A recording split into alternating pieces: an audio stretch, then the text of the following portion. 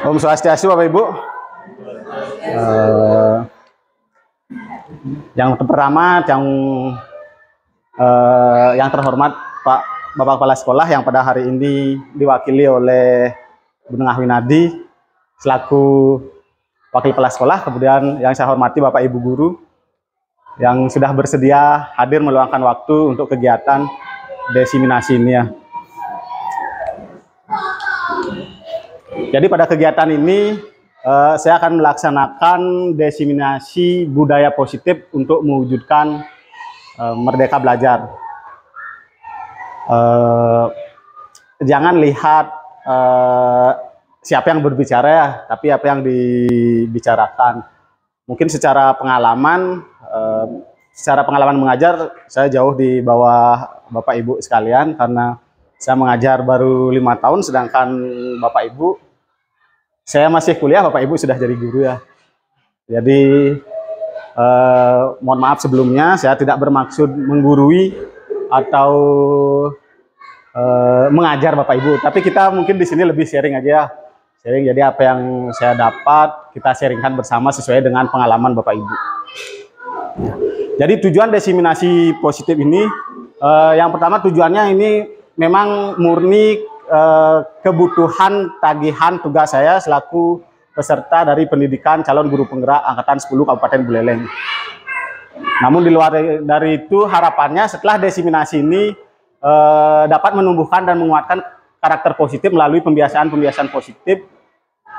Kemudian jika terwujud pembiasaan positif tentu akan terwujud juga budaya positif yang mengakibatkan terwujudnya visi sekolah melalui penerapan budaya positif. Nah, sebelum yang mulai, ada pertanyaan pematik dulu. Apakah Bapak Ibu setuju kalau pemberian hukuman dapat mendisiplinkan siswa? Yang setuju angkat tangannya.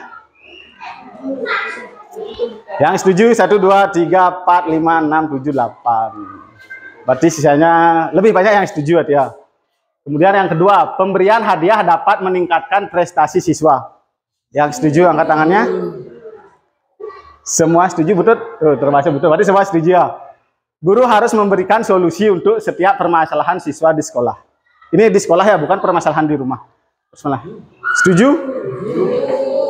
Semua setuju? Kemudian guru berperan sebagai teman bagi siswa. Setuju? Berarti rata-rata ibu semua setuju ya, kecuali mungkin yang nomor 1 ada 3 orang rasanya yang tidak setuju. Nanti setelah pemberian materi kita diskusikan Bu, sesuai dengan disiplin positif ya. Apakah ini nanti apakah jawaban ibu tetap setuju atau berubah? Jadi nilai atau keyakinan atau kebiasaan-kebiasaan yang ada di sekolah kita yang berpihak pada murid sehingga dapat berkembang menjadi pribadi yang kritis, penuh rasa hormat dan tanggung jawab. Nah, itu yang disebut dengan budaya positif. Tentu nilai-nilai atau keyakinan yang dimaksud itu adalah nilai-nilai positif ya. Contoh dari nilai positif, ada yang bisa memberi contoh? Sebelum melaksanakan kegiatan berdoa. Ya itu udah tindak ada religius berarti ya. Ya religius apa lagi? Sebelum melaksanakan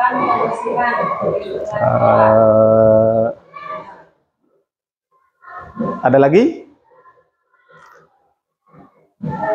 Contoh-contoh Bu Nengah itu sudah ketindakan ya. Jadi nilai-nilai religius itu misalnya tanggung jawab, apalagi disiplin. Kalau tindakannya tadi yang dijelaskan sama Bu Nengah, udah jujur. Udah, saya rasa sih Bapak Ibu udah tahu semua ya. Nah, kemudian dalam eksplorasi konsep budaya positif ada 7 yang kita bahas sekarang. Yang pertama ada paradigma perubahan teori kontrol, kemudian yang kedua adalah makna disiplin dan nilai-nilai kebajikan, kemudian yang ketiga teori motivasi, hukuman dan penghargaan, konsekuensi dan restitusi, kemudian yang keempat adalah keyakinan kelas, kemudian kebutuhan dasar manusia, yang kelima 5 posisi kontrol, kemudian yang terakhir adalah segitiga restitusi. Yang pertama adalah paradigma perubahan teori kontrol. Saya analogikan ya, minta tolong sama Pak Mang misalnya. Pak Mang anggap ada benda yang Pak Mang sayangin di dalam genggaman Pak Mang. Bisa tangannya di. Nah, jadi karena begitu disayangi, yang berusaha untuk meminta agar tangan ini dibuka ya. Jadi Pak Mang berusaha menahannya. Bapak Ibu juga boleh lakukan dengan teman-teman ya, boleh dengan dipaksa, dirayu, tapi jangan ada kontak fisik ya, megerengan saja ini. Saya kasih contoh ya, Pak Mang. Apa udah Pak Mang? Uang. Bang ini boleh kejap deh. Uang. Jadi, Uang 50 ribuan. song deh, Den. Bang intip song deh, Den. Kan udah tahu uang 50 ribuan seperti apa. Jadi uangnya Ya, dikit aja, lihatin dikit aja. nggak bisa. Lihatin. Nggak bisa. Dek, Den. Muncul nih, Den, muncul deh. Saya tidak.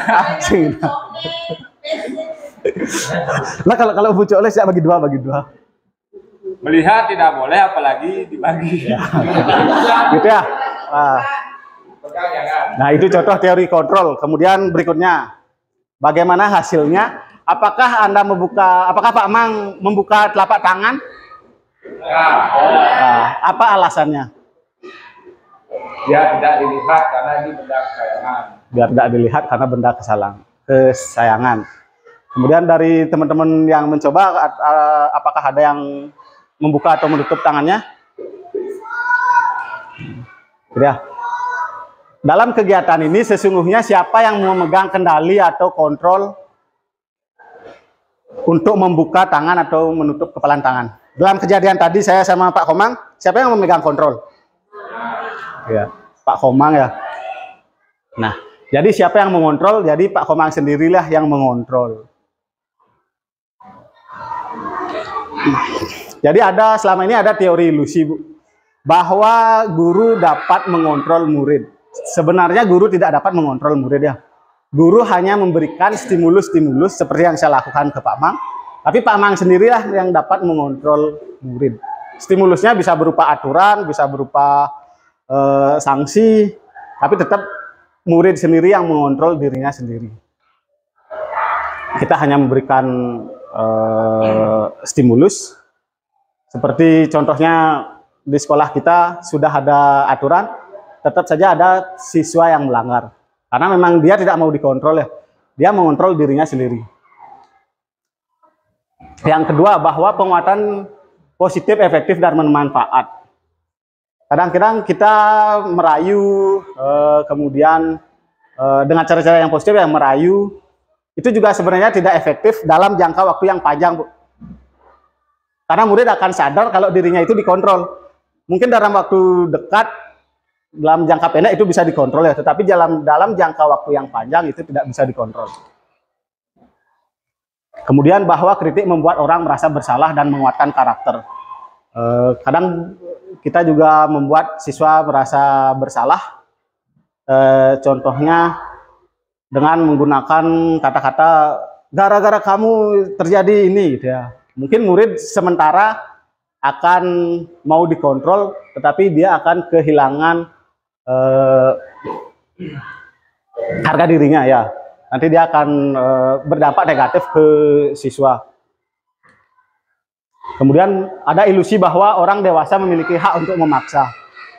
Kadang-kadang mungkin di antara kita yang punya adik, pasti adik kita di rumah sering kita paksa kan. Biasanya menggunakan kekuatan fisik karena kita lebih besar. Itu sebenarnya dia yang tetap mengontrol dirinya sendiri, cuma karena kita paksa, dia mengizinkan kita untuk mengontrol dirinya, itu maksudnya Bu ya. Kan karena kita yang memaksa, akhirnya dia mengizinkan kita untuk mengontrol dirinya. Jadi dia yang mengizinkan, bukan kita yang mengontrol. Nah, kemudian ada paradigma perubahan teori kontrol. Stimulus respon atau rangsangannya itu realita atau kebutuhan kita sama. Padahal realita kita kebutuhan berbeda. Kemudian semua orang melihat hal yang sama. Padahal teori kontrolnya, setiap orang memiliki gambaran berbeda. Contohnya seperti angka 9, kalau di sini ada angka 9, mungkin Pak Mang lihatnya angka 9, tapi Pak Iwan kan angka 6 jadinya. Kemudian kita mencoba mengubah agar pandangan sama dengan kita. Padahal kita berusaha memahami pandangan orang lain tentang dunia. Kemudian stimulus respon berikutnya, perilaku buruk dilihat sebagai suatu kesalahan. Padahal teori kontrolnya, semua perilaku itu memiliki tujuan, mau dia perilakunya salah atau benar, karena dia ingin mencapai tujuan. Ada tujuan yang ingin dicapai dari siswa kita. Kemudian stimulus responnya, orang lain bisa mengontrol saya, padahal teori kontrolnya hanya saya yang bisa mengontrol diri saya sendiri. Kemudian saya bisa berikutnya pemaksaan ada pada saat bujukan gagal. Teori kontrolnya kolaborasi dan konsensus menciptakan pilihan-pilihan baru. Kemudian model berpikir menang dan kalah. Teori kontrolnya model berpikir menang-menang. Jadi tidak ada yang kalah ya, semua menang-menang. Kemudian disiplin positif berikutnya itu tentang makna, disiplin, dan nilai-nilai kebajikan. Contohnya misalnya Bu Wayan. Bu Wayan rumahnya dekat. Setiap ke sekolah selalu pakai helm. Itu karena aturan, apa karena nilai yang Ibu pahami?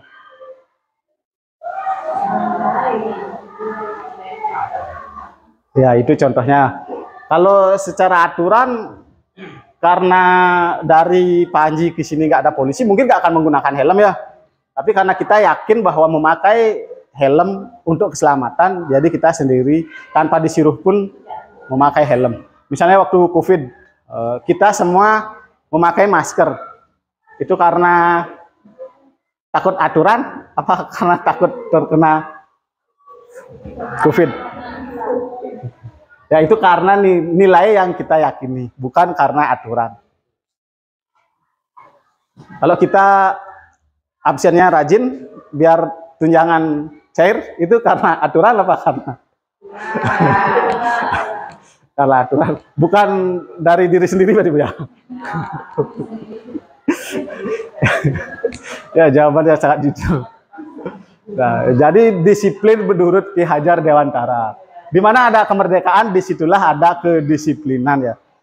Jadi disiplin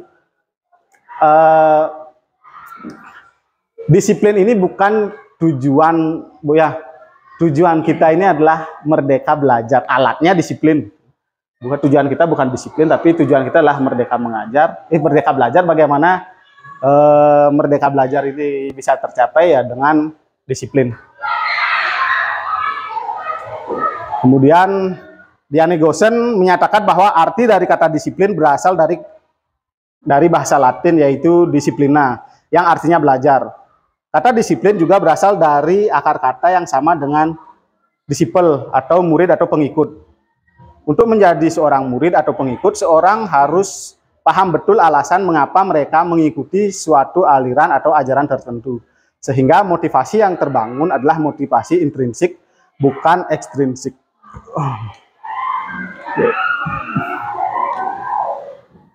Jadi seperti yang saya bilang tadi, kita disiplin ini sebagai alat untuk menuju merdeka belajar.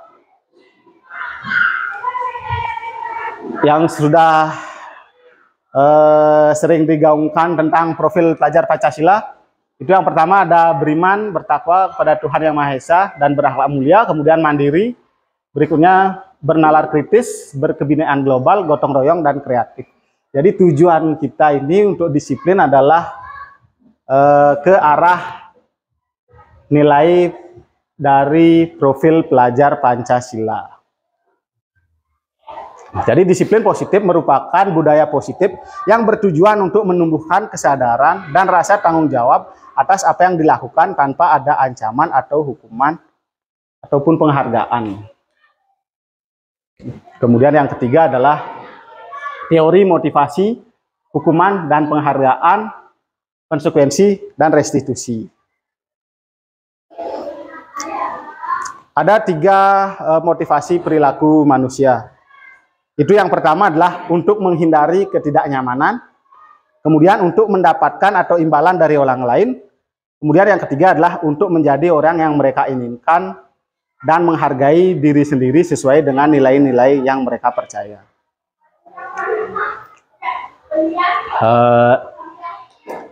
Kira-kira siswa kita ketika kita suruh dia mau melaksanakan sesuatu karena nilai yang mana? Motivasi siswa kita melaksanakan sesuatu karena apa? Ketika datang terlambat, misalnya ketika datang terlambat, kita suruh membersihkan WC. Motivasinya motivasi yang mana? Ya, untuk menghindari ketidaknyamanan ya.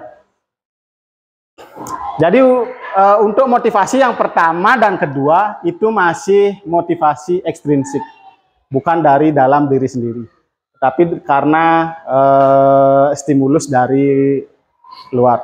Itu kembali lagi ke teori pertama ya, tentang teori kontrol.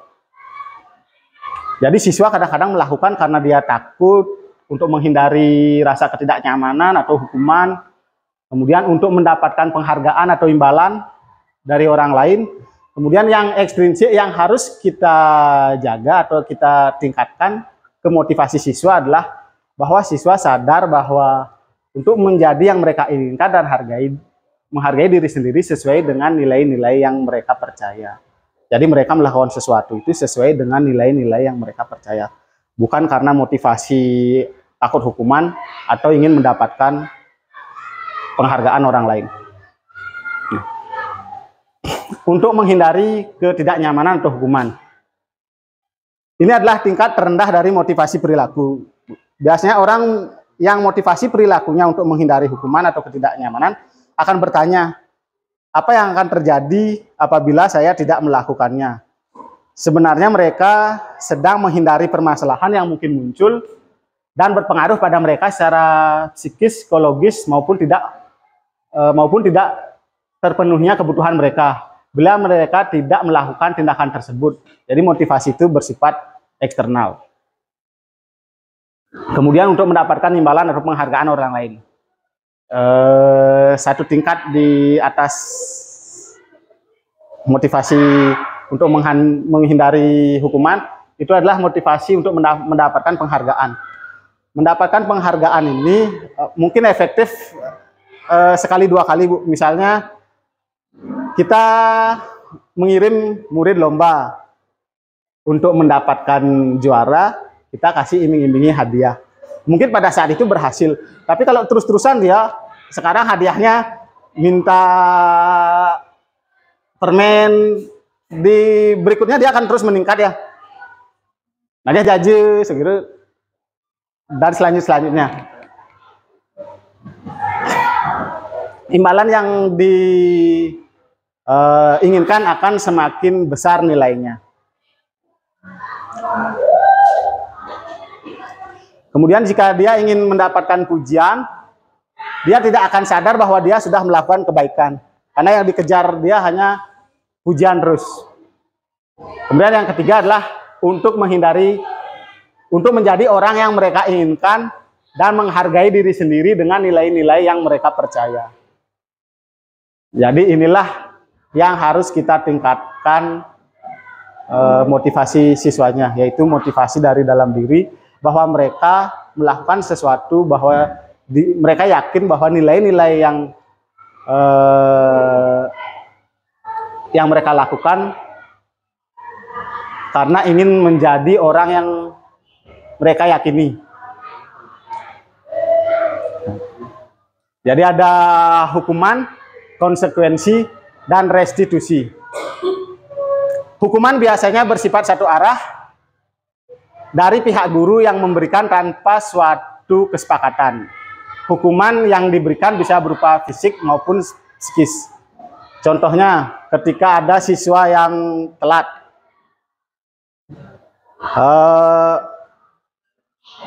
kita suruh langsung lari misalnya, itu hukumannya, karena itu bersifat spontan, dadakan. Jadi yang memberikan guru bersifat satu arah. Sedangkan konsekuensi itu sudah disepakati. Murid merasa tidak nyaman dalam jangka waktu pendek, dan ini berdasarkan suatu data yang umumnya dapat diukur. Biasanya sudah ada aturan yang ditulis ya. Misalnya datang jam 7:05, hukumannya lari sekian. Jadi itu dapat diukur ya. Itu konsekuensi, sudah ada kesepakatan sebelumnya dan sudah ada di pemberitahuan ke siswa. Sedangkan restitusi ini bukan untuk menebus kesalahan, namun untuk belajar dari kesalahan, memperbaiki hubungan. Jadi restitusi ini adalah tawaran, bukan paksaan. Misalnya ketika siswa berbuat salah, kita memberikan penawaran agar dia bisa memperbaiki, dia menemukan solusinya sendiri. Jadi kalau dia tidak bisa menemukan solusinya, kita bisa memberi beberapa tawaran yang mungkin bisa dia jadikan solusi.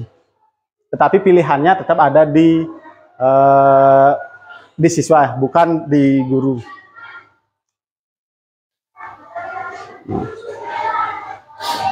Di sini ada beberapa kejadian.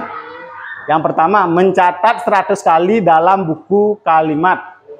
Dalam buku kalimatnya adalah, saya tidak akan terlambat lagi karena terlambat ke sekolah.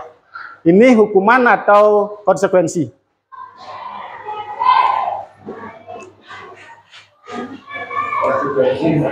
Saya mencatat 100 kali dalam buku dengan kalimat, saya tidak akan terlambat lagi.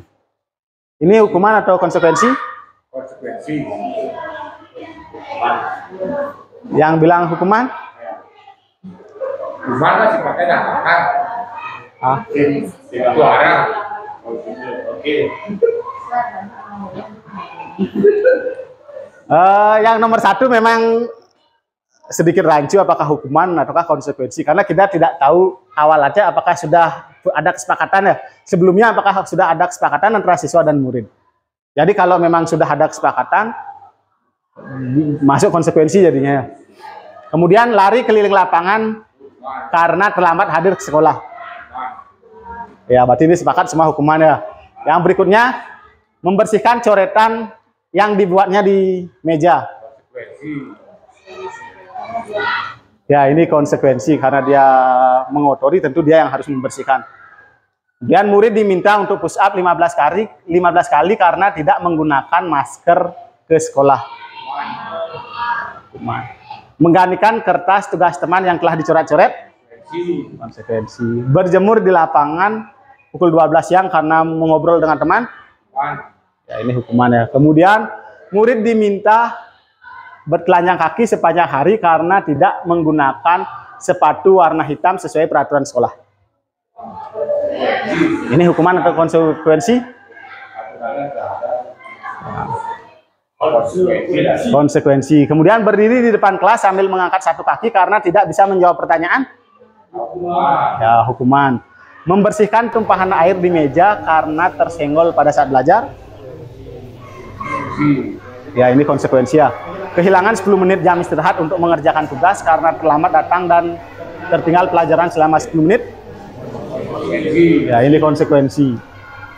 lari mengelilingi lapangan basket 2 kali karena terlambat 10 menit untuk pelajaran PJOK. Ya, ini hukuman. Membersihkan WC karena mematahkan pensil kawatnya. Hukuman.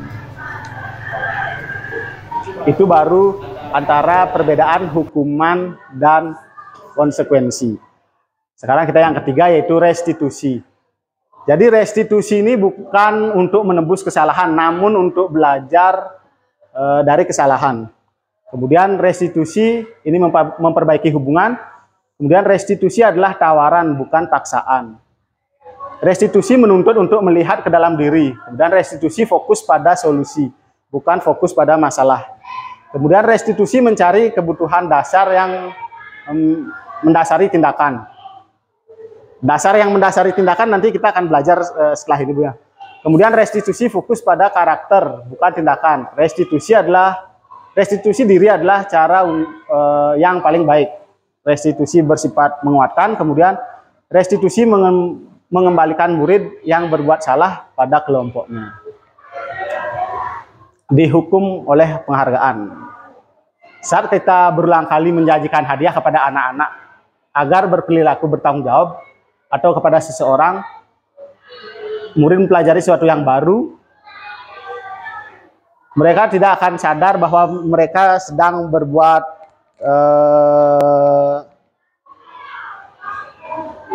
tidak sadar berbuat kebaikan ya, karena dia merasa dirinya cuma untuk penghargaan gitu. Jadi murid yang selalu diberikan penghargaan, jadi dia tidak sadar bahwa dia sedang berbuat kebaikan, karena yang dikejar dia hanya penghargaan. Nah, penghargaan tidak dihukum, ini salah satu contoh-contoh dihukum oleh penghargaan itu, bahwa penghargaan ternyata tidak efektif. Setuju penghargaan tidak efektif?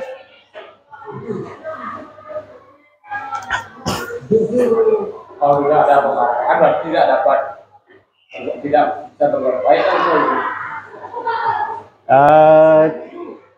Dalam waktu jangka pendek mungkin akan bermanfaat ya penghargaan itu, tapi dalam jangka waktu yang panjang tidak akan, malah akan menurunkan kreativitasnya katanya. Kemudian penghargaan dapat merusak hubungan. Apa? Ya, contohnya?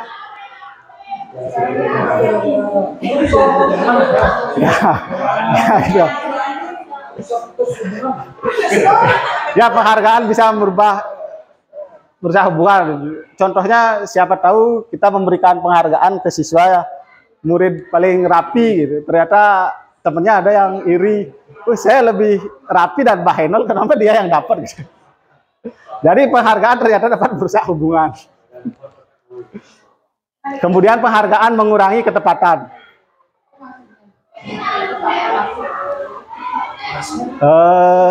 Berikutnya, penghargaan menurunkan kualitas, penghargaan mematikan kreativitas, dan penghargaan menghukum. Penghargaan mematikan kreativitas itu maksudnya gini, Bu.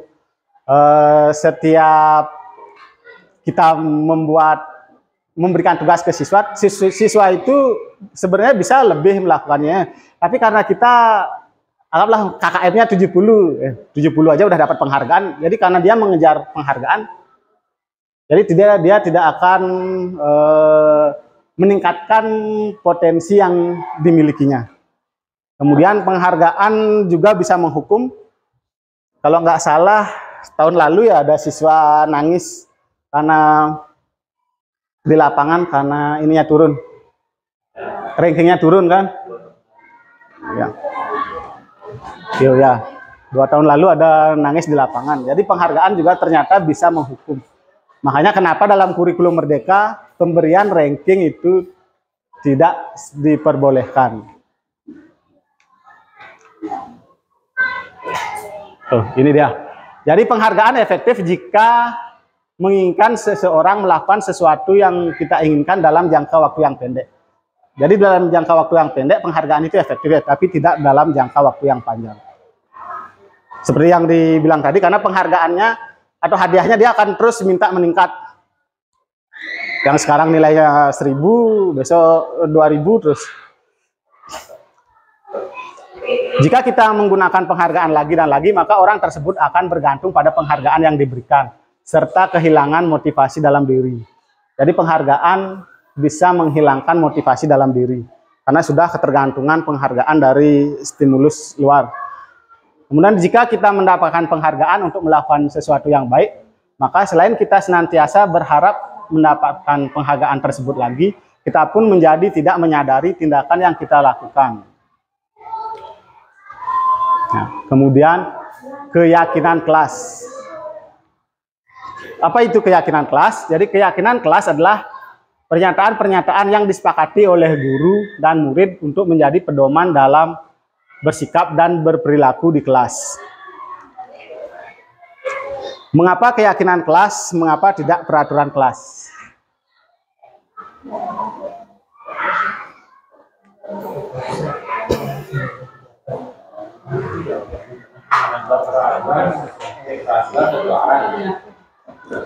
Ada yang bisa jawab?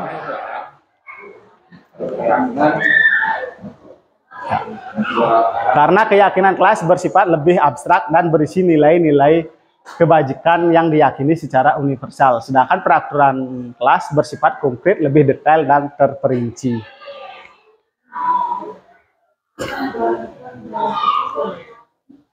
Kenapa, Budon?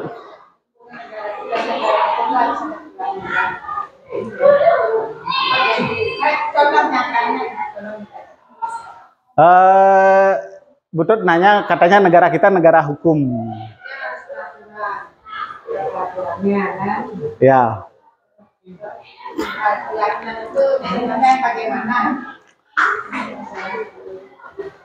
Kalau hukuman itu bersifat, peraturan itu bersifat konkret, Bu, dan terperinci. Misalnya seperti hukuman yang Butut tanyakan ya. Kalau mencuri kan detail di peraturannya kan di penjara sekian. Sedangkan keyakinan kelas itu berbeda. Nanti keyakinan kelas gimana? Nah, sekarang kita pelajari bersama. Boleh?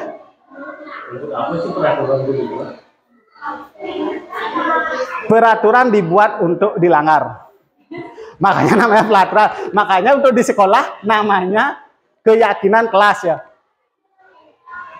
Kalau ada istilah gitu ya, peraturan dibuat untuk dilanggar. Karena kita sendiri belum yakin, karena nggak muncul keyakinan, makanya sering melanggar. Coba kalau kita yakin diri sendiri seperti Bu siapa? Yang rumahnya dekat-dekat, Bu Wayan, Bu Komang, yang walaupun rumahnya dekat tetap pakai helm. Kira-kira tanpa peraturan akan tetap pakai helm? Kalau Bu Ketut kan kalau Bu Ketut itu tidak perlu pakai helm karena sudah keras kepala.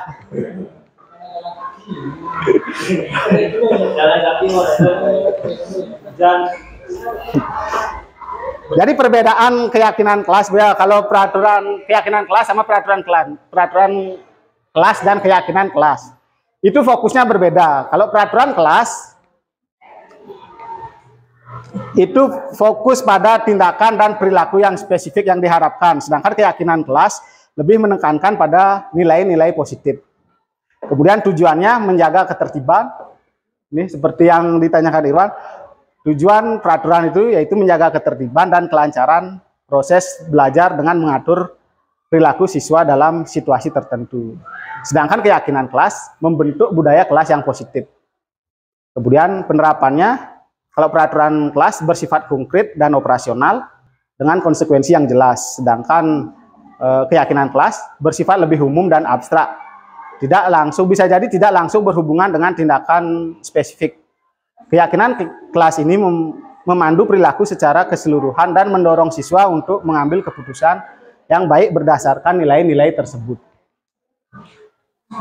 Nah, jadi membuat keyakinan kelas,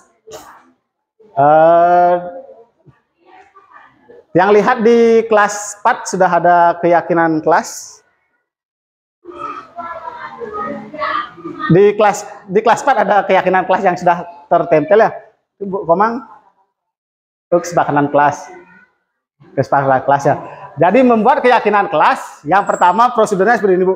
Mempersilahkan siswa untuk mencurahkan ide tentang nilai-nilai yang mereka yakini. Itu boleh mengajukan pendapat satu-satu, boleh menggunakan sticky note seperti yang kita lakukan waktu pendampingan individu. Yang penting semua berkontribusi, Bu ya. Semua berkontribusi, jangan hanya sebagian aja. Semua wajib menyampaikan pendapatnya. Kemudian mencatat semua masukan, ganti kalimat negatif menjadi kalimat positif. Bapak Ibu tahu kalimat negatif? Ya, jadi tidak ada dalam keyakinan kelas, tidak ada kalimat negatif. Misalnya tidak membuang sampah ya, berarti diganti dengan buanglah sampah pada tempatnya gitu misalnya. Kemudian tinjau kembali curahan pendapat yang terkumpul dan susun menjadi keyakinan kelas. Karena jumlah murid misalnya ada 20, kan pasti ada keyakinan kelas yang ide-ide yang sama. Jadi itu bisa disimpulkan jadi satu ide aja ya, yang sama-sama dikumpulkan. Kemudian dijadikan cukup satu keyakinan kelas saja. Kemudian tinjau ulang keyakinan yang tersusun 3 sampai 7 keyakinan kelas. Jangan terlalu banyak. Jangan 1 atau nanti sepokan ya 20 gitu ya. Kemudian seluruh siswa menandatangani keyakinan kelas. Keyakinan dipasang di dinding kelas sebagai hiasan. Tujuan menandatangani ini bahwa semua sudah sepakat. Kalau siswa kelas rendah tidak bisa tanda tangan gimana? Yang lihat di YouTube itu pakai cap jempol. Jadi di pinggirannya itu diisi cap jempol semua siswa, malah seperti list ya, seperti pagar. Jadi malah jadi hiasan, lebih bagus lagi. Nah, kebetulan di kelas 6 di awal tahun pelajaran apa berapa yang lupa, pernah membuat keyakinan kelas di kelas ini, di kelas 6 ya. Di kelas 6, cuma waktu itu ketika saya membuat keyakinan kelas, saya belum dapat materi tentang keyakinan kelas. Jadi belum maksimal keyakinan kelasnya ditempel. Kebetulan masih ditempel itu sama siswanya. Setelah saya refleksi, keyakinan kelas ini harus tiap hari diingatkan ke siswa. Jadi mungkin lebih tepat jika dibuat oleh guru kelas, karena akan bertemu setiap hari. Sedangkan kalau saya waktu itu sama kelas 6 kan ketemunya seminggu sekali. Tidak bisa mengingatkan terus-menerus ya. Jadi yang saya lakukan waktu itu, pertama mensosialisasikan kepada kelas bahwa apa tujuannya, apa manfaatnya, kemudian tata cara pelaksanaannya. Kemudian seluruh peserta didik terlibat langsung mengemukakan pendapatnya dengan menulis keyakinan di papan. Kemudian menyimpulkan, kemudian keyakinan itu dibuat dalam bentuk poster dan dipasang di dinding. Nah, ini jadi awalnya saya melakukan sosialisasi kepada seluruh siswa. Kemudian waktu itu saya menggunakan proyektor, tabelnya saya arahkan ke papan, kemudian siswa menulis ke papan. Masing-masing siswa menulis satu-satu, kemudian saya simpulkan. Bukan saya, kita semua simpulkan. Cuma waktu itu saya tidak meminta tanda tangan seluruh siswa. Nah, jadi ini keyakinan kelas pada saat itu. Yang pertama adalah bertanggung jawab, jujur, dan disiplin. Kemudian kita saling menghargai dan saling menghormati. Kemudian mentaati peraturan sekolah. Kemudian menjaga kebersihan kelas dan lingkungan sekolah. Rajin belajar dan semangat mengerjakan tugas. Kemudian yang terakhir adalah menjaga fasilitas sekolah. Tidak ada bahasa membuang sampah pada tempatnya. Berarti kalau ada siswa yang membuang sampah tidak pada tempatnya, keyakinan apa yang dilanggar?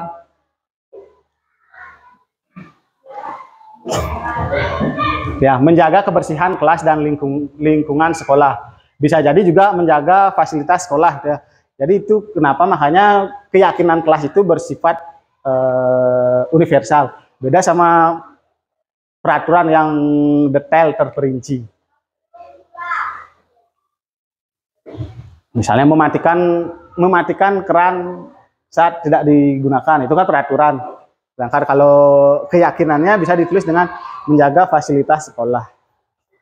Makanya keyakinan kelas itu tidak perlu banyak-banyak, karena sudah, walaupun cuma ini 6, tapi sudah bisa menyangkut banyak nilai-nilai positif.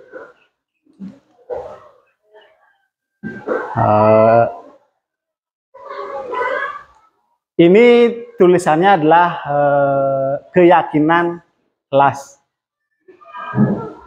Keyakinan kelas, lingkungan positif, kemudian jadi budaya positif.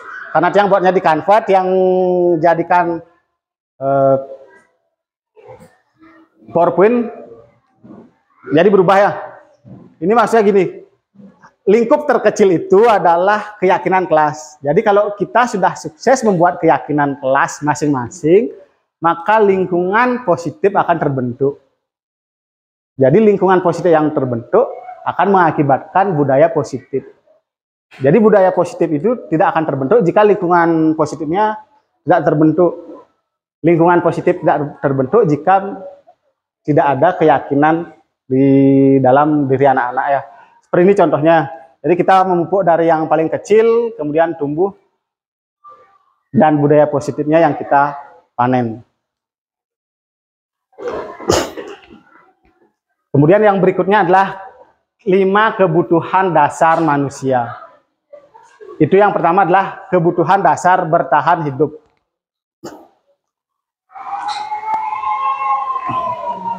Kebutuhan bertahan hidup atau survival adalah kebutuhan yang bersifat fisiologis untuk bertahan hidup. Misalnya tentang kesehatan, punya rumah, kemudian makanan. Kemudian yang kedua adalah kebutuhan akan kasih sayang dan rasa ingin diterima. Kebutuhan akan hubungan dan koneksi sosial. Kemudian kebutuhan untuk memberi dan menerima kasih sayang, dan kebutuhan untuk merasa menjadi bagian dari suatu kelompok. Kemudian yang ketiga adalah kebutuhan akan penguasaan. Ini maksudnya kebutuhan ini meliputi keinginan untuk dianggap berharga, bisa membuat perbedaan, bisa membuat pencapaian, kompeten, diakui, dihormati. Ini meliputi self-esteem dan keinginan untuk meningkatkan pengaruh. Kemudian kebutuhan untuk kebebasan, kebutuhan akan kemandirian, otonom, memiliki pilihan, dan mampu mengendalikan arah hidup seseorang. Kemudian yang terakhir adalah kebutuhan akan kesenangan, yaitu kebutuhan untuk mencari kesenangan, bermain, dan tertawa. Anak-anak dengan kebutuhan dasar kesenangan yang tinggi biasanya ingin menikmati apa saja yang dilakukan. Mereka juga bisa berkonsentrasi tinggi saat mengerjakan hal yang disenangi. Siswa paling nakal di sini, Mang Yoga. Mungkin Bapak Ibu bisa ingat waktu waktu sebelum bikin taman di sebelah perpus kan banyak batu kotor pecahan. Saya suruh Mang Yoga mengerjakan, saya suruh dia yang mengkoordinir teman-temannya. Tanpa dipantau pun beres semua ya. Dia berinisiatif pinjam arku tuh. Kemudian minjem linggis ya. Dia ini punya inisiatif sendiri minjem itu. Jadi tanpa dipantau pun pekerjaannya beres. Berarti kebutuhan apa yang kita penuhi terhadap Mang Yoga ini? Padahal dia siswa paling nakal. Kasih sayang dan rasa Ya. Saya kan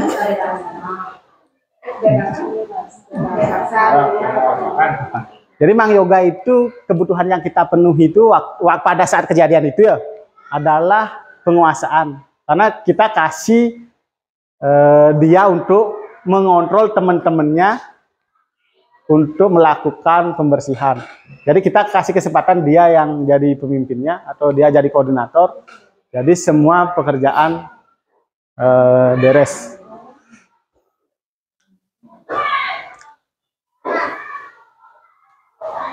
Nah, ini ada kita mengidentifikasi kasus.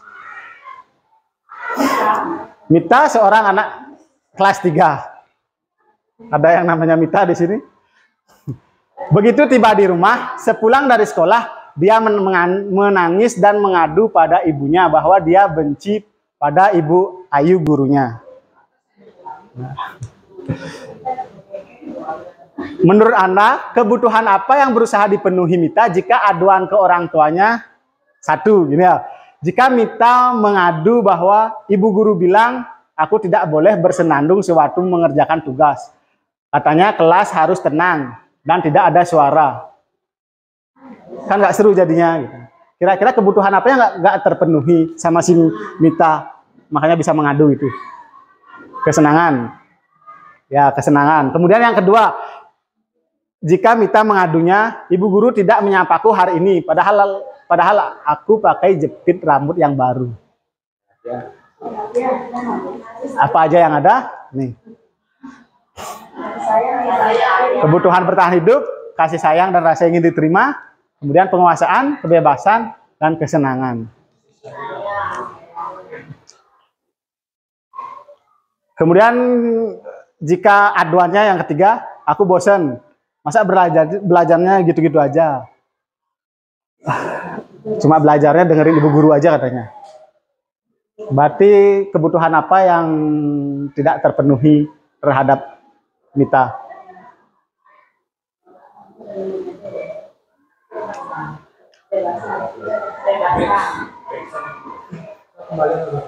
Kebebasan ya.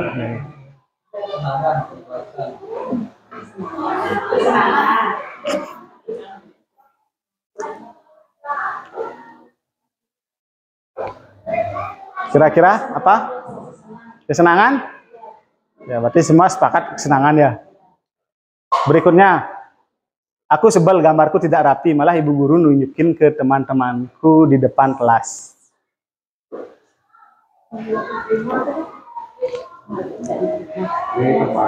Nah, apa nih? Kembali lagi.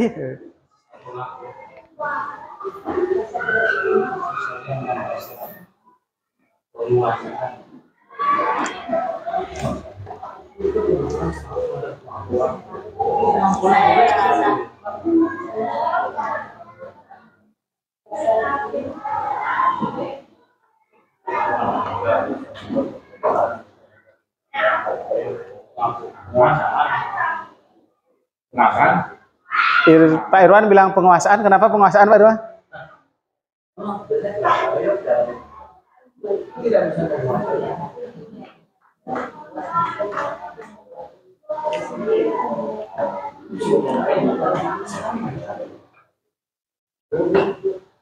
Sambil menunggu jawaban, boleh saya minum Bapak Ibu? Ternyata haus ya.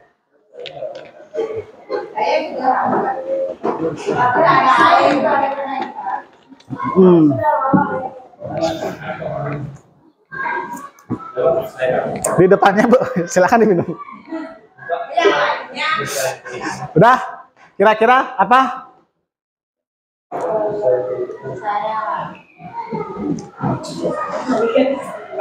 Yang nomor 4 penguasaan ya. Penguasaan itu bukan hanya dia ingin jadi pemimpin ya, tapi menguasai keahlian ya. Ada keahlian yang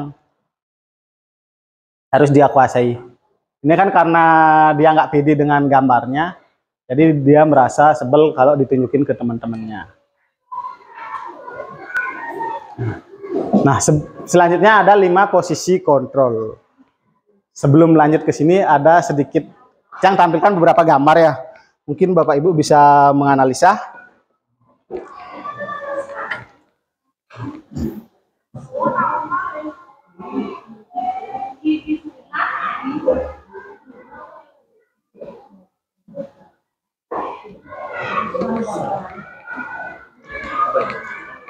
Karena tidak ada internet, saya hidupin.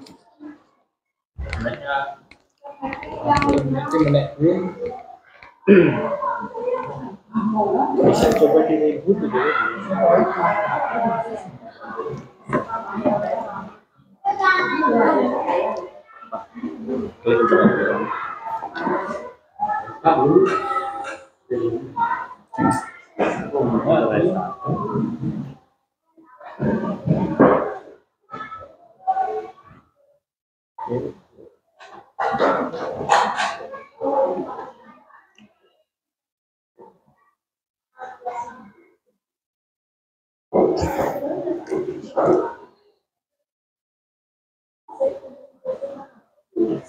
Nah, kita ice breaking sebentar ya, biar mengembalikan fokus-fokusnya. Karena Bapak Ibu sudah terlihat kehilangan fokus ini. Ya. Udah? Siap? Nah, ini gambar apa?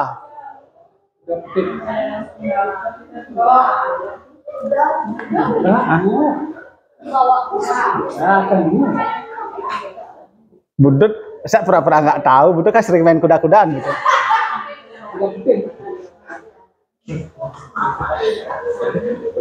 Ayo kira-kira ini gambar apa Bapak Ibu?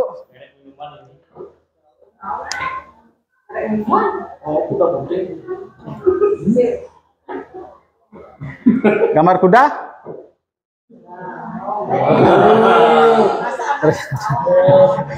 Ternyata ini gambar. Kalau Suramadu masih bagus. Kalau ini gambar apa kira-kira? Ah? Ayam.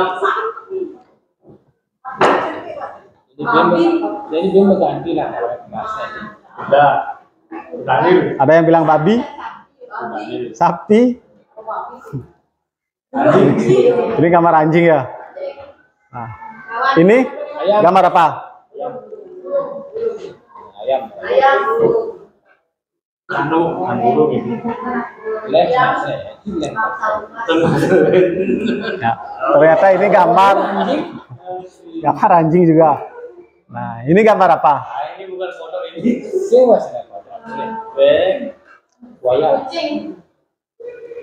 Gambar kucing.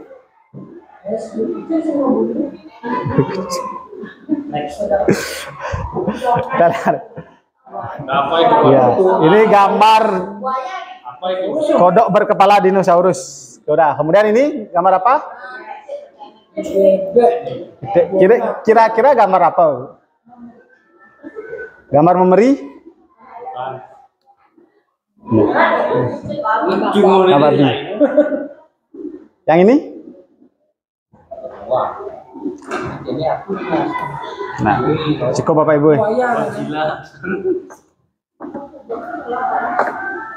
Ini tebak gambar, tebak apa? Tebak nomor kedua. Ini. Belum. Kenapa ada yang bisa mengaitkan tebak gambar tadi ke materi ini?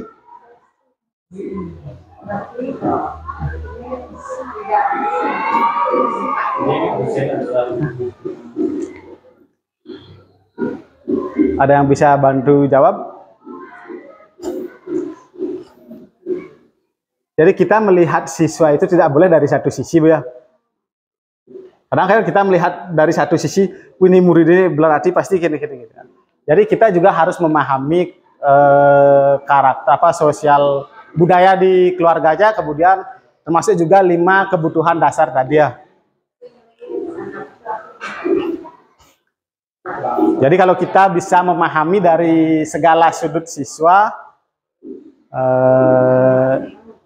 ya setengkara apa yang kita lakukan tepat untuk meningkatkan nilai positif dari atau disiplin positif dari siswa. Kemudian berikutnya adalah 5 posisi kontrol.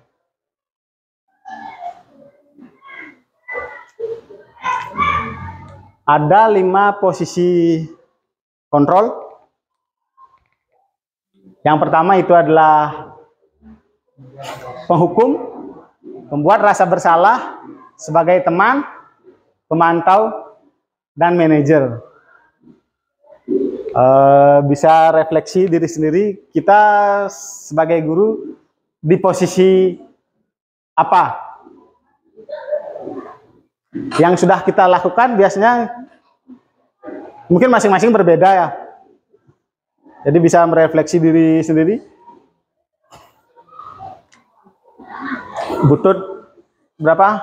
Kelima. Oh, teman. Butut katanya dia sebagai guru posisi teman. Kalau Bujung belum paham ya, karena kan belum dibahas ya apa itu posisi teman. Nah, ini. Posisi menghukum biasanya menghardik, menunjuk-nunjuk, dan berkaca pinggang membentak. Hukuman ini bersifat verbal atau fisik. Dampaknya, nah, murid menjadi pendendam, murid tidak menyukai guru atau mata pelajaran yang diampu. Bapak Ibu dulu suka pelajaran matematika? Karena pelajarannya, ada nggak pelajaran yang awalnya Ibu suka, tetapi karena ganti guru, nggak suka sama gurunya, ikut jadi nggak suka sama pelajarannya? Ada, berarti kan gara-gara posisi gurunya sebagai penghukum. Kemudian yang kedua adalah posisi guru pembuat rasa bersalah. Jadi biasanya suaranya cenderung lembut, tenang, namun kata-katanya menyakitkan. Guru akan menyatakan hal-hal yang merasa kesalahan ada pada murid dengan membuat guru menderita. Gara-gara kamu, Ibu, jadi dimarahi gitu misalnya. Jadi membuat murid merasa bersalah. Kemudian dampaknya membuat murid merasa bersalah atau identitasnya gagal. Kemudian rendah diri dan menarik diri dari lingkungan. Kemudian yang ketiga adalah posisi kontrol guru sebagai teman. Nah, suara guru akan ramah, cenderung bersenja gurau untuk menghangatkan suasana. Kemudian dampaknya murid akan bergantung kepada satu orang. Siapa yang gurunya memperlakukan dia sebagai teman, jadi murid tersebut akan tergantung kepada guru tersebut. Murid tidak nyaman, murid tidak mandiri dan tidak bisa berpikir untuk diri sendiri. Kemudian yang posisi kontrol yang keempat adalah pemantau. Seorang pemantau akan bersuara datar, tidak emosional, tidak bersenja gurau, ataupun menggunakan suara tinggi. Tercipta identitas diri positif atau berhasil. Pemantauan perlu senantiasa memantau pada saat murid diberikan sanksi. Maka guru pun harus selalu mengawasi. Kemudian dampaknya guru akan menghitung konsekuensi dan hadiah tanpa memahami sepenuhnya nilai-nilai keyakinan yang dituju. Kemudian tidak sepenuhnya mandiri. Biasanya pemantau ini kan sesuai dengan aturan yang sudah ada, Bu ya. Misalnya datang terlambat 10 menit, lari sekian menit. Jadi murid itu udah berhitung jadinya. Kalau saya sekian, saya melakukan pelanggaran ini, berarti hukuman saya adalah segini. Kalau memperlakukan ini, hadiah yang saya dapat adalah segini. Jadi bukan dari nilai diri sendiri. Bukan berdasarkan nilai yang dia yakini. Kemudian posisi yang seharusnya itu adalah guru sebagai manajer. Ini yang paling tingkatannya paling tinggi ya. Kemudian suara manajer itu netral, tidak emosional, tidak terlalu ramah dan tidak bernada tinggi. Tercipta identitas positif, kemudian guru akan dengan tulus mengajukan pertanyaan-pertanyaan bermakna agar membuka pikiran murid. Guru membimbing murid untuk memecahkan masalah secara mandiri. Kemudian dampaknya murid mandiri dan murid percaya diri dan dapat memecahkan masalah.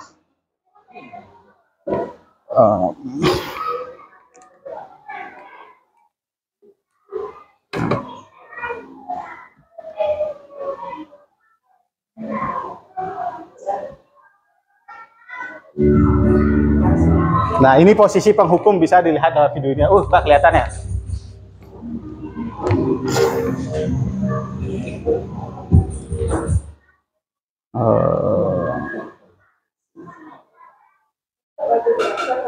Bu Jum, muridnya dipulangin aja deh ya.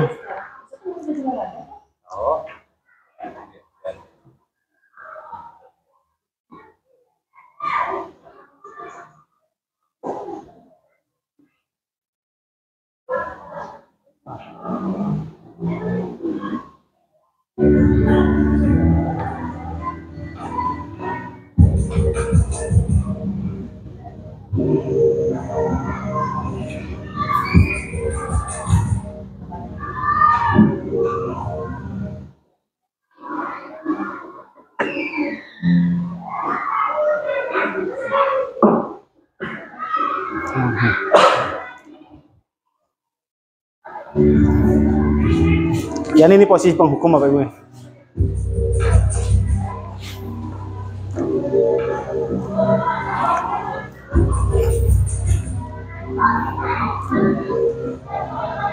Maren, sini kamu. Selalu terlambat.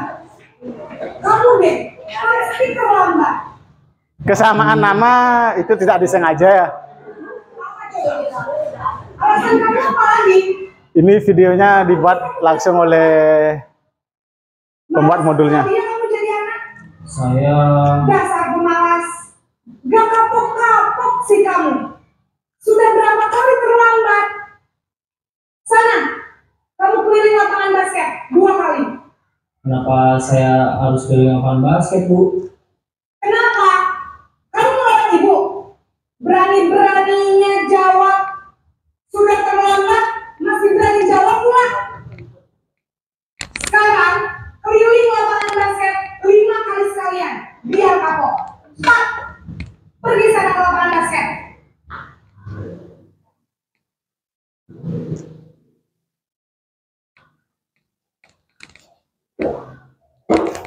Itu tadi posisi penghukum.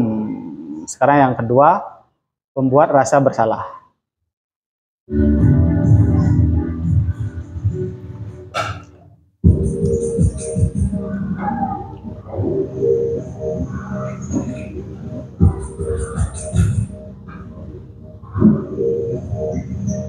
Maren!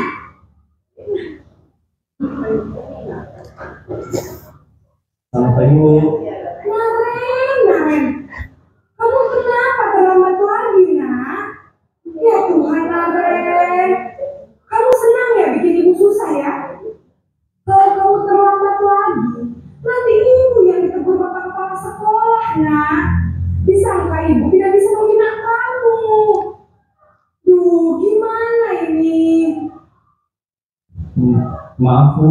Duh, Gusti Maren.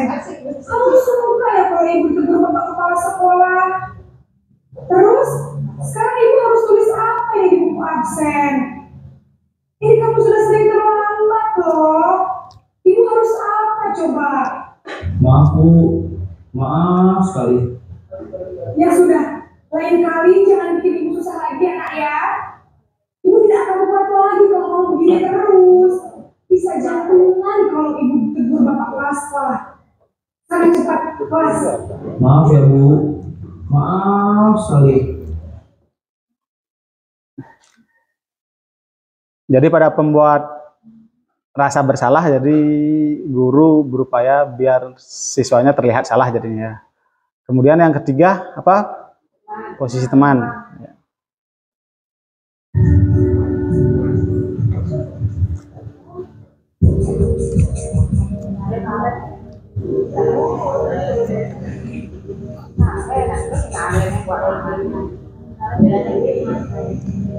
Maren!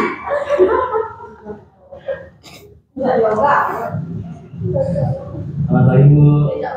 Wah, sudah jam berapa ini, nak? Terlambat lagi ya, sayang. Iya, Bu. Habis ibu saya belum membangunkan saya, Bu. Kamu malah menyalahkan ibu kamu. Kamu bukannya anak yang paling kencang. Kok terlambat sih? Iya, Bu. Saya memang terlambat bangun tadi. Jadi biarpun saya kencang, tetap gak ngerti hujan, Bu. Ya sudah, sana. Nanti lain kali larinya lebih kencang lagi ya. Biar gak terlambat lagi. Bikin seneng ibu. Demi ibu. Bisa kan? Bisa lah, Bu. Ya sudah, sana masuk kelas. Ibu beresin urusan absen kamu. Kamu ini ada-ada saja. Tadi Bu Tut bilang bahwa posisi yang sudah dia lakukan posisi teman. Apakah Butut sudah mirip sama?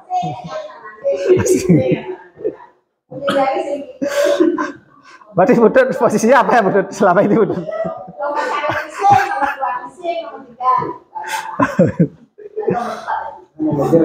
Sekarang posisi pemantau.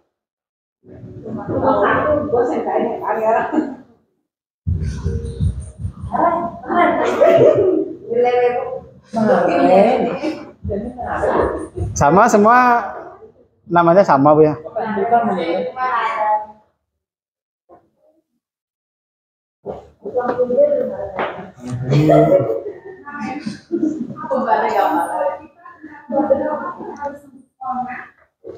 Kita harus di sekolah jam 7 Bu.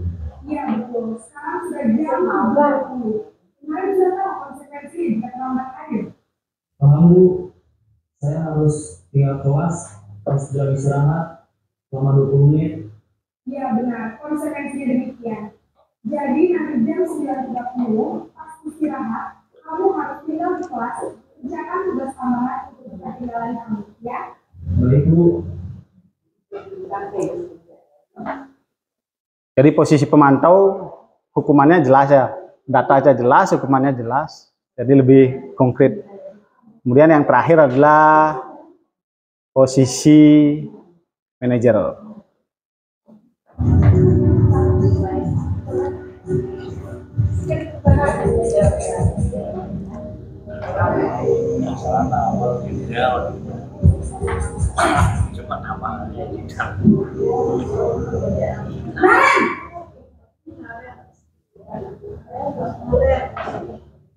Selamat pagi Bu.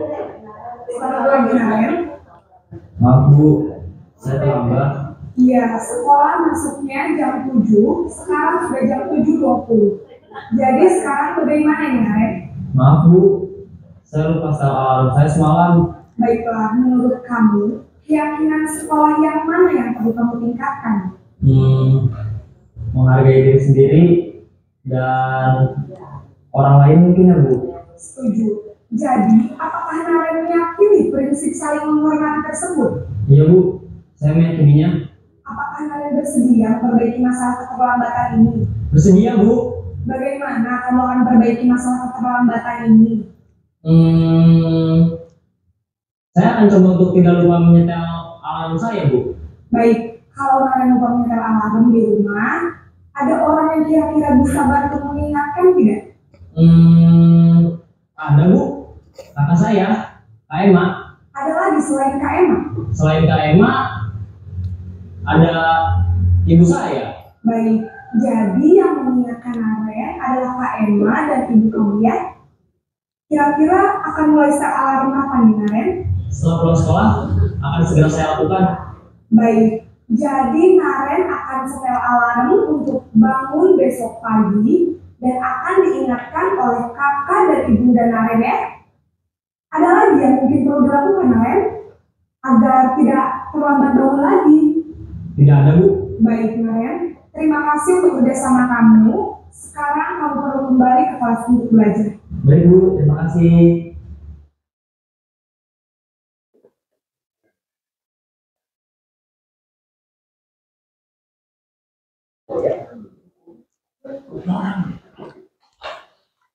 Jadi perbedaan di posisi manajer apa dari posisi-posisi sebelumnya?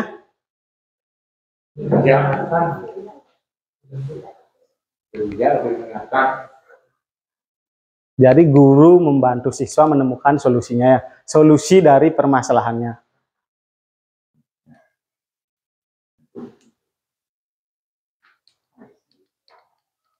Nah, ini dua tadi. Nah, kemudian kita analisa kasus. Sabrina hari itu bangun terlambat dan terburu-buru sampai ke sekolah.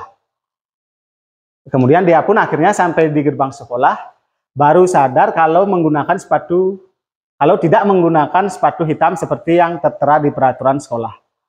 Di depan pintu kelas, Pak Kluman memperhatikan sepatu Sabrina yang berwarna coklat. Sabrina berusaha menjelaskan bahwa dia terburu-buru dan salah menggunakan sepatu.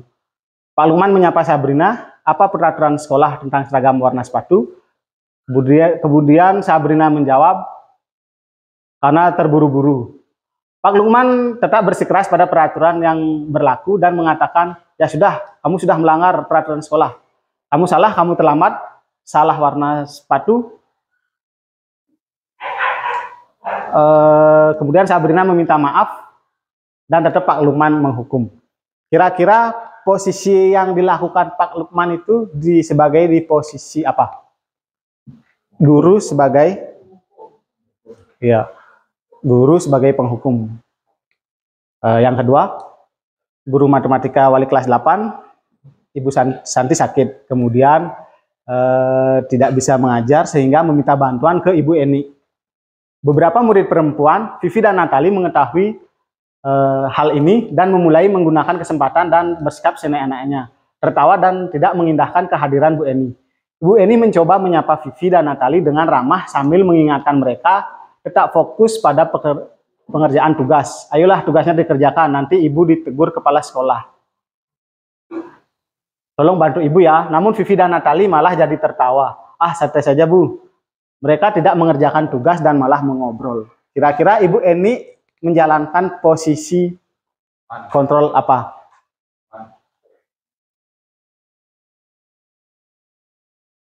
Ada jawaban yang lain?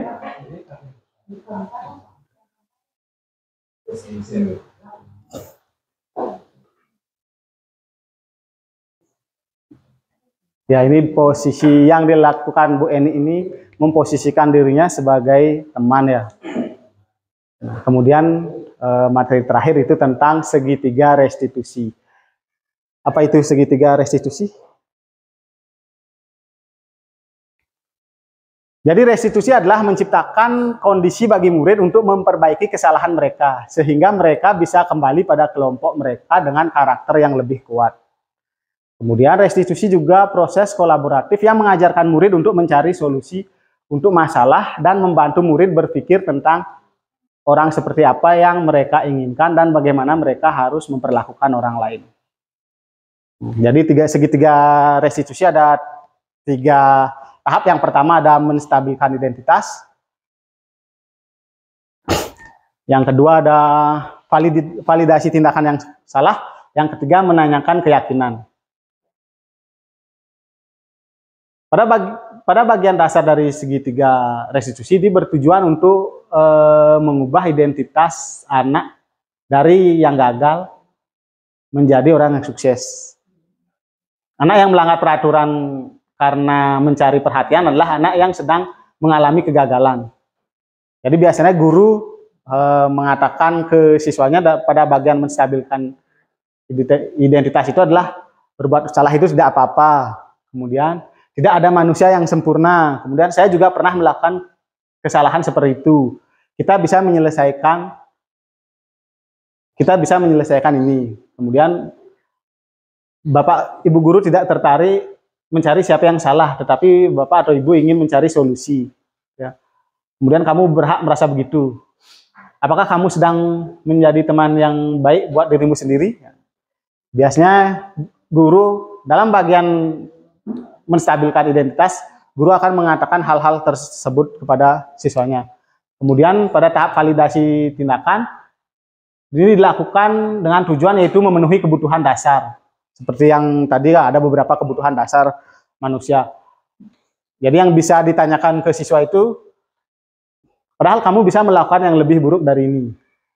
Kamu punya alasan mengapa melakukan hal itu. Kemudian kamu patut bangga pada dirimu sendiri karena kamu telah melindungi sesuatu yang penting buatmu. Kemudian kamu boleh mempertahankan sikap itu, tapi kamu harus menambah sikap yang baru. Kemudian pada tahap terakhir, yaitu menanyakan keyakinan. Segitiga restitusi ini bisa terlaksana, tentu harus ada keyakinan kelas dulu Bu ya. Karena tahap ketiganya kan menanyakan keyakinan. Jadi kalau tidak ada, kita belum buat keyakinan kelas, kemana arahnya jadinya. Kemudian apa yang kita percaya sebagai kelas atau keluarga, itu pertanyaan-pertanyaan yang bisa diajukan oleh guru. Kemudian apa nilai-nilai umum yang kita telah sepakati. Kemudian apa keyakinan kita tentang kelas yang ideal. Kamu mau menjadi orang yang seperti apa? Nah, ini contohnya.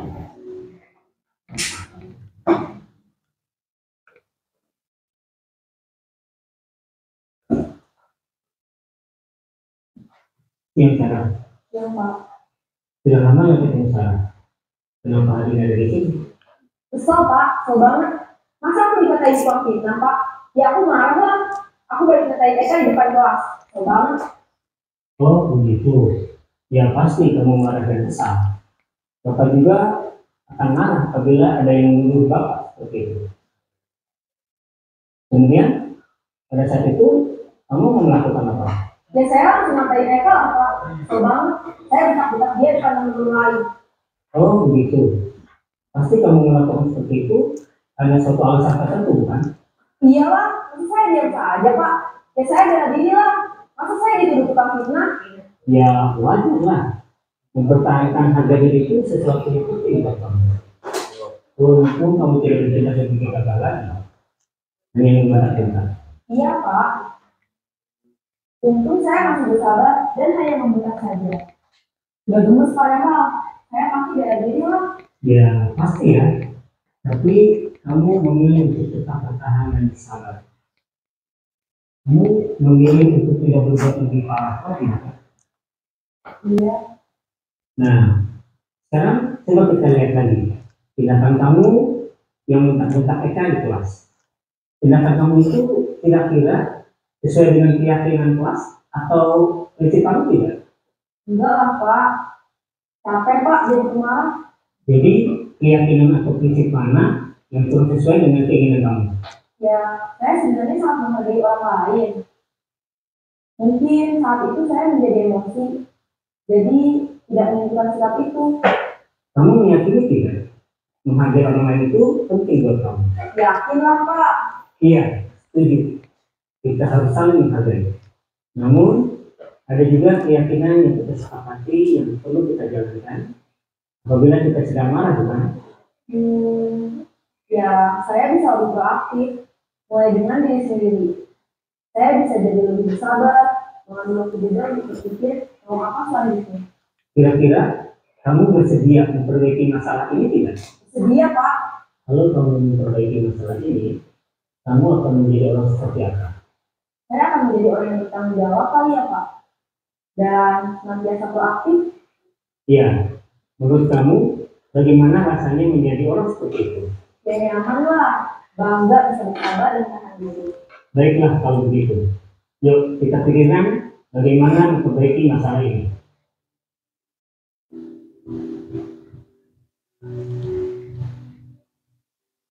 Jadi dalam video ini gurunya membantu siswanya untuk apa? Menemukan solusi dari masalahnya sendiri ya. Yang ini kan saya download dari modul ya videonya. Ini kebetulan ada model lokal saya gunakan di sini untuk video selanjutnya.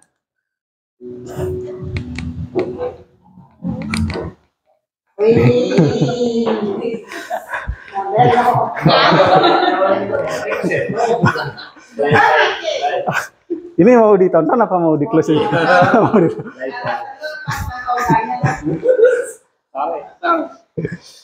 Mana posisi playnya ya? Tidak. Tadi Bapak dapat laporan katanya kamu tidak melaksanakan tiket. Ntar lah sebelum mulai ya, ini sih kan ya gini. Kenapa mana sih? Tidak. Bagaimana pause-nya? Tidak. Tadi Bapak dapat laporan dari kelas katanya kamu tidak melaksanakan tiket ya? Iya Pak, saya malas. Lah, kenapa malas nak? Pak, abisnya baru ngepel dikit udah tidak lagi sama teman-teman Pak. Kan nantinya kotor lagi, jadi biarin aja, kan juga akan kotor lagi. Oh itu ya memang wajar sih kalau kamu punya pikiran begitu. Bapak juga sering masih jadi diri sendiri. Lalu apa yang harus dilakukan? Daripada saya ngepel, saya belajar ke kantin Pak, karena menurut saya lebih juga ngepel Pak. Terus juga setelah dipel akan diinjak-injak lagi, apalagi sepatu teman-teman pada semua Pak. Ya wajar kalau kamu jadi malas. Tapi kalau kelas tidak nyempil, maka kelas akan menjadi kotor. Apakah kamu nyaman belajar dengan kondisi kelas yang kotor? Karena juga kamu pikirkan, tindakan kamu yang tidak melaksanakan tiket, apakah sesuai dengan keyakinan kelas kita? Tidak, Pak. Menurut kamu, keyakinan kelas apa yang sudah dilanggar? Menjaga kebersihan kelas dan lingkungan sekolah. Ya betul. Menurut kamu, menjaga kebersihan kelas dan lingkungan sekolah penting tidak untuk kamu? Penting, Pak. Terus jika menurut kamu itu penting, jadi keyakinan kelas apa yang harus kamu lakukan pada saat mendapat giliran tiket? Harus melaksanakan tiket, Pak. Kamu bersedia tidak akan mengulangi kesalahan lagi? Bersedia, Pak. Kamu lakukan untuk memperbaiki masalah ini. Saya akan menjalankan tiket sesuai jadwal dan proses sekolah, Pak. Ya, atas sekali tindakan kamu juga menyatakan tiket adalah untuk menjaga kebersihan kelas dan area sekolah dan memang akan itu. Saya itu juga untuk melatih kalian untuk belajar bertanggung jawab terhadap tugas yang sudah diberikan kepada kalian. Nah, jangan kembali ke kelas. Baik, Pak. Terima kasih. Ya, sama-sama. Nih, selanjutnya Bintang. Kalau yang tadi ya, kalau yang tadi kan skenarionya itu bahwa ada siswa yang ya yang tidak tiket gara-gara sehari sebelumnya hujan sehingga lapangan becek dan terus keluar masuk sehingga jadi malas ngepel, itu skenario. Kalau yang ini Bintang, oh, ada wali kelasnya. Setiap pelajaran olahraga dia makan. Setiap pelajaran olahraga temennya melakukan dia makan. Boleh kita dulu. Nah, pas pelajaran olahraga, sering-sering minta makan kelas. Iya. Tidak kenapa? Makan. Kenapa kau makan? Kenapa? Minta sebelum sekolah. Enggak, makan dulu. Iya. Enggak makan kan? Tidak boleh makan di kelas. Nah, karena kita makan di kelas, itu keyakinan kelas yang dilanggar apa? Keyakinan kelas akan sampai itu benar sih. Nah, sekarang kita caranya apa sih makan di kelas? Ini caranya.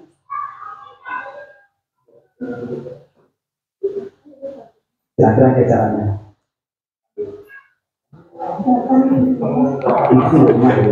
Itu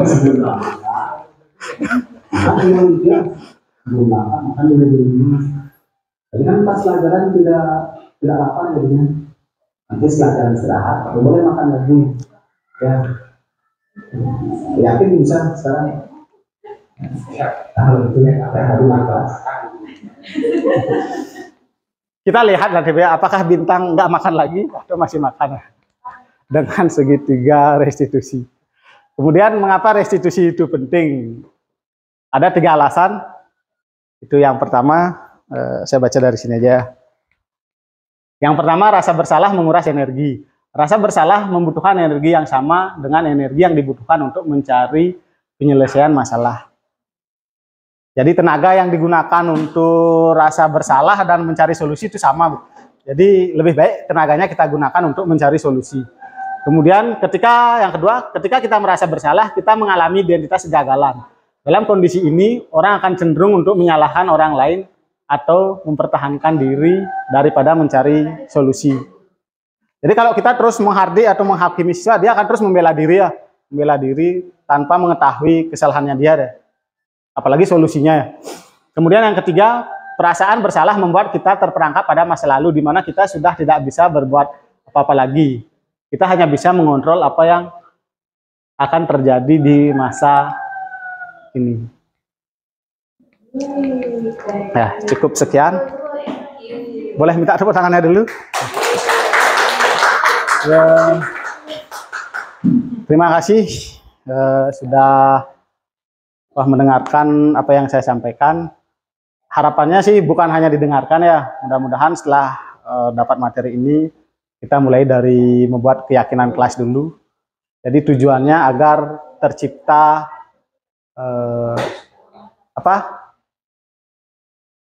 tercipta lingkungan positif, kemudian lingkungan positif akan membentuk budaya positif. Oke, Tiang tutup dengan Param Santi. Om Santi Santi Santi Om.